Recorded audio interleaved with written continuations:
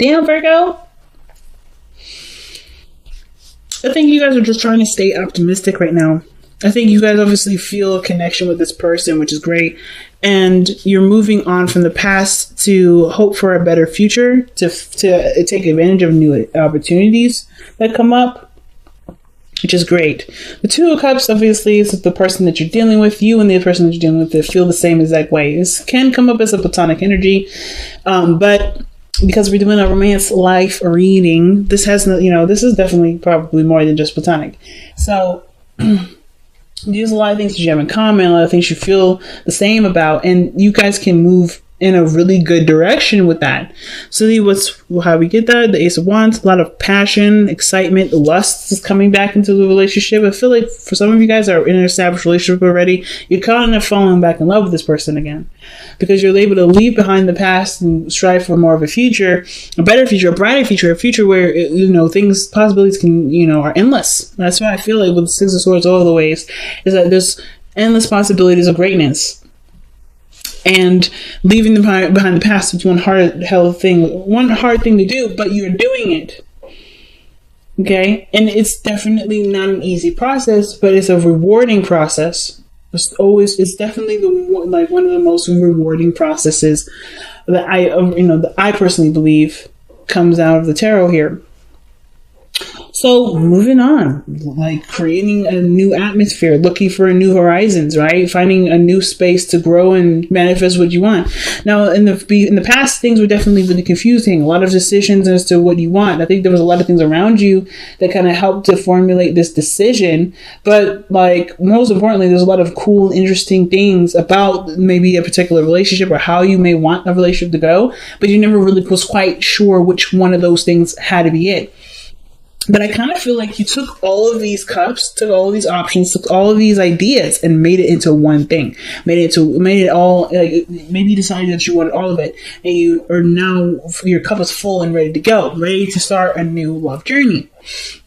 This is where I was definitely seeing maybe you guys are falling back in love with the person that you're currently with and that you currently had things with or relations with beforehand, but things are just not very clear. Things just kind of felt like things were just like a fantasy or too good to be true.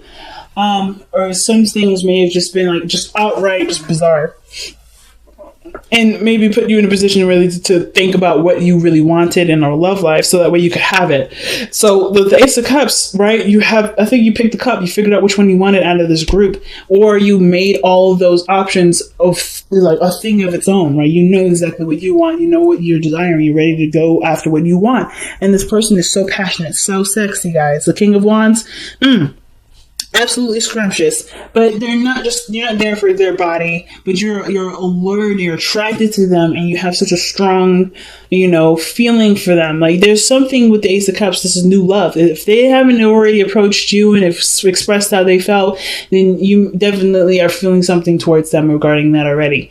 But this energy that you have here is a strong, potent energy, very romantic, very exciting. The only thing I have kind of concern going on right now is this 10 of Wands that's in your future. Being overburdened with responsibilities and tasks, feeling like you've got too much going on, too much on your plate. Let's see why the 10 of Wands is coming up in your future like this. Because of the 3 of Pentacles, planning for the future. Why is planning for the future too much? Because because of the 2 of Wands, action needs to be taken. Maybe not sure where to go. So already to me, with the 10 of Wands, what the 10 of Wands is saying, it kind of gives me this vibe that for some of you guys out here, you already have a lot going on in your life.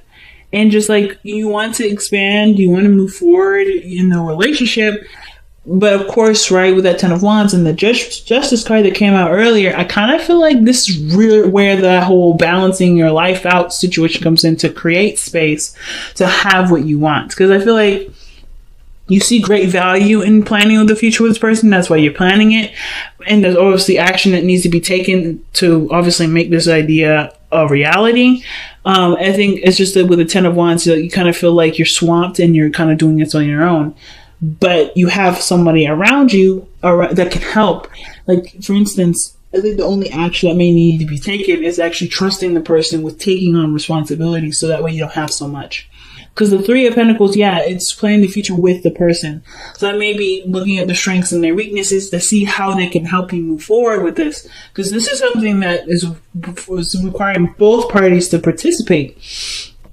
And I kind of feel like maybe you guys, like, it's about learning to include someone in your hard work instead of trying to do all of it by yourself, maybe. Which definitely is a learning curve all in itself. So why do we have the Knight of Swords in your best path to follow? That's the Knight of Swords is usually someone that comes in charging in with an idea or perspective and not necessarily interested to hear what anybody else has to say.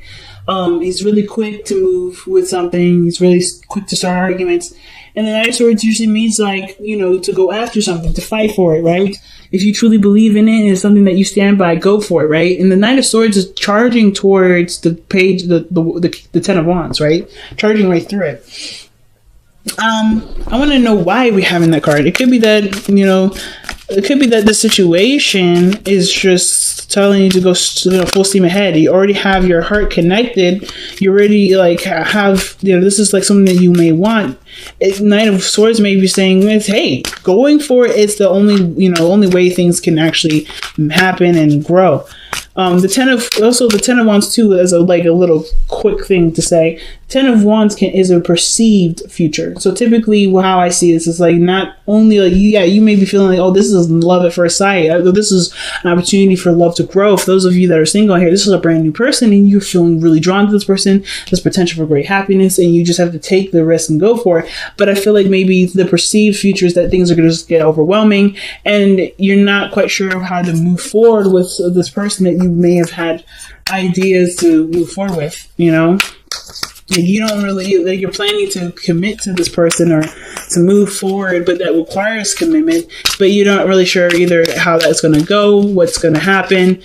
Don't let the future be the thing that stops you from pursuing something that has endless possibilities. There's no way to know if you're going to get stuck here with the Ten of Wands or be overburdened with responsibilities and commitments. It may be that, you know, you see that it's going in that direction because, you know, there's a lot of a lot of stuff that you're dealing with, but this person kind of is the only person that kind of makes sense in this whole situation. I don't know. Let's see. Why is the Knight of Wands Virgo's best path to follow? And that's communication. That's Mercury. So I kind of feel like, I mean, even though it's Gemini's ruler is Mercury. So I kind of get this feeling that for a lot of you guys, it's about communicating your truth with this person. You know, just kind of like being honest with yourself, being honest with them. Just go ahead and say it. Kind of rip the bandage off real quick. But yeah, kind of get the feeling just rip the bandage off. Just be honest with yourself about what you feel about this person and commit to it. To be honest, because I think you're already standing your ground and defending the thing that you're already committed to with the Hierophant. Like, this person is already yours. You're already, like, really kind of solid to get into it, or the dilemma is committing to something without really having any know about whether or not this person is going to commit to you or not. The Knight of Swords is very quick moving and very fast. And I feel like if you already feel that way, the situation doesn't need to move any slower. It's just like, it's kind of keeping to the authenticity and the genuineness of your emotions by just going however the speed is of your heart, right? If you feel drawn to this person, you want to move forward with this person, you want to see how this goes, you can exclusively date them. It doesn't mean that you're moving too fast. And the Seven of Wands could be like, you know, stand your ground to defend. I feel like, you know, when it comes to the Knight of Swords, be true about what your truth is, right? Be honest, be open. But also be, you know, of course, I wouldn't necessarily say to wait till the person commits to you, but more of like with the Hierophant and the Seven of Wands, there may be something here that you've already committed to in your heart, but you know, as far as the growth of the relationship, commit to what you're willing to commit to and let the other person, you know, and then just kind of discover the person along the way. Do it without condition. Do it where there is a lot, you know, it's just based off of you and being true to yourself and being honest with you, right? And not necessarily hold back until you know that the person's committed, because that doesn't really bring the relationship anywhere. When you commit, things can move forward because you are already like 2 feet in, right? and you can do the thorough research and the understanding of the person because you are theirs and they are yours, right? As long as you have that in there, they don't have to like justify it. I feel like the situation is saying it doesn't necessarily need to be justified by the other person. This person's already yours. The fact that the King of Cups, the King of Wands, and the Ace of Cups come up together, I feel like this person's already yours. This is something that's already a desire, and they're already there. They're already existing. This person has a lot of energy around them. That they have a lot of vibrancy. You're very attracted to them already. You may as well just go for it. So the King of Wands, very attractive, very energetic, that loves to do stuff. This person is like very active. I don't know if they own their own business or they go to the gym all the time, but this person is super active all the time. But this person is also someone that is very spontaneous, very romantic, very creative, and they're very confident in their individuality. They're very confident in themselves. They're very quirky, but they have that's a beautiful quirk. And whoever they have their eyes on that they love and they feel deep cherished feelings for, and they usually end up being in that person's spotlight, right? So they never outshine another person. They always put the spotlight on the people that they have great pride in. This is a card of Leo. So like this person is very energetic, very vibrant, very high in their energy. Like this person is very attractive. If it's not looks, then it's their energy, it's their vibe, it's the way they carry themselves, it's their personality, it's their humor, something that brings their attention to you and it makes you kind of like perk up. It really brings up your energy as well. This person's very, very, very nice. But I feel like too, this is someone that you may have already met, someone that you've already known for a while, someone that you may have had off and ons with. But this could also indicate this is someone that you may have feelings for, that that you may want to express love to. This can also indicate this is somebody that reminds you of a past lover, or this is someone that's already romantic. The fact that this is in your hopes and fears has made that maybe that you hope that this person remains romantic, and this person remains consistent with their emotions, how they feel. Like I feel like their passions trying to kind of change maybe a lot sometimes, but I kind of feel like too the romance is there, and that's something that you love and that you like, and that room, and that because your seventh house is Pisces. So the fact that you have Pisces as, the Knight of Cups as your hopes and fears, I feel like you hope that the relationship continues to stay dreamy, stay romantic, stay, keeping you on your toes and like always making you feel like butterflies in your stomach, like feeling like you're falling in love over and over again. Every day, like fresh out of the box. And I kind of feel like that's what you guys want the consistency of. You want that to be consistent.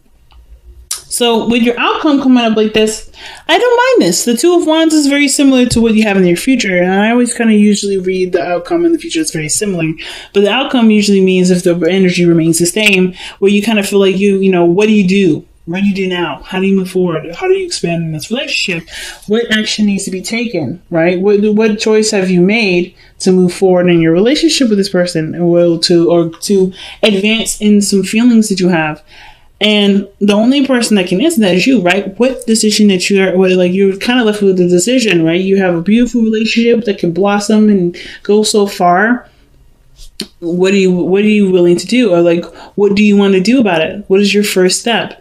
But do it, coming from a pure, genuine place of pure wanting to action wanting to be put into it. Not really what you can see or what you can get out of it, not necessarily results, but what is truly what you want to feel out of it. Like, what do you want to express in this moment? Being in the moment with the person. Very big, fam. Very big. Let's go ahead and see what you guys have for your wisdom of the oracle cards. Okay, a change in the wind. So no action needs to be taken at this moment. So that means that there's a lot of stuff that's happening, a lot of things that are adjusting, and right now it's just being in the moment with the situation. Not trying, nothing wrong with planning ahead or anything like that, but you don't want to take action on what's being planned on right now because there's just too much going on. It's probably what you guys were seeing here with the Ten of Wands. There's a lot of stuff happening, a lot of things are changing, and there's nothing wrong with planning for, taking action, but taking those steps towards that plan may not be the ideal right now, okay? And this is surrender your ego. Ooh. Cultivate gratitude, be of service to others, and come from your heart, man. Genuine feelings, like I was saying, coming from the heart, being in the moment. A big ego can work against you, but humility will further your goals. Okay, I'm not gonna lie, I feel like pulling an extra card for that. Why is the surrender your ego card coming out for Virgo?